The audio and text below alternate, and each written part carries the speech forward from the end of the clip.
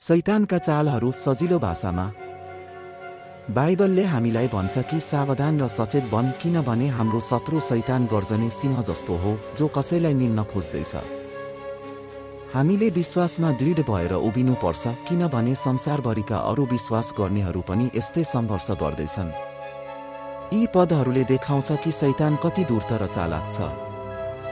उहाँ आफ्ना कामहरू लुकाउँछ ताकि मान्छेले नबुझुन् कि त्यो शैतानले गरेको हो। कहिलेकाहीँ ऊ प्रकाशको स्वदूत एन्जल अफ लाइटको रूपमा आफूलाई देखाउँछ। उहाँ कहिल्यै साँचोमा आफ्नो काम भनेर स्वीकार गर्दैन।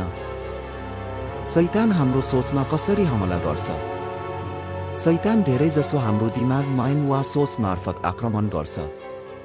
उहाँ यस्तो विचार दिन्छ जुन तपाईलाई लाग्छ तपाईको आफ्नै हो, तर वास्तवमा होइन। यदि तपाईले त्यो विचार स्वीकार गर्नुभयो भने त्यसले तपाईलाई पाप र भ्रममा पार्न सक्छ। प्रेरित पौलुसले भनेका छन्, हामीसँग भएका आत्मिक हतियारहरू शक्तिशाली छन् जसले गलत विचारहरू भत्काउन र हरेक सोचलाई येशू ख्रीष्टको अधीनमा ल्याउन मद्दत गर्छ। गलत सोचहरू कसरी जित्ने? धेरैजसो गलत विचारहरू अचानक आउँछन्। उदाहरणका लागि, तपाईको मनमा कसैको बारेमा नराम्रो सोच आउन सक्छ, तर त्यो सोच तपाईको होइन, शैतानले दिएको हुन सक्छ। तपाईले भन्नुपर्छ, म यो सोच चाहदिन शैतान, म तिमीलाई यो फिर्ता दिन्छु। जबसम्म तपाई स्वीकार गर्नुहुन्न त्यो सोच तपाईको हुँदैन। तर यदि तपाईले स्वीकार गर्नुभयो भने त्यो तपाईको सोच जस्तै भएर जान्छ। अत्यधिक सोचाइको खतरा। केही मानिसहरू विचारमा बिल्कुल ध्यान दिँदैनन्, अरू चाहिँ सबै आफ्नो सोचमा मात्र केन्द्रित हुन्छन्। यी दुवै गलत हुन्। हामीले शैतानको सोचहरूलाई जित्नुपर्छ, तर सोचाइमा मात्र अड्किएर रहनु हुँदैन। त्यसले तपाईलाई येशूबाट टाढा पुर्याउँछ।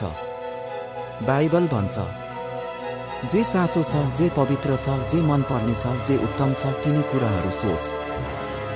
यदि तपाईले राम्रो कुराहरूमा ध्यान दिनुभयो भने शैतानलाई ठाउँ मिल्दैन।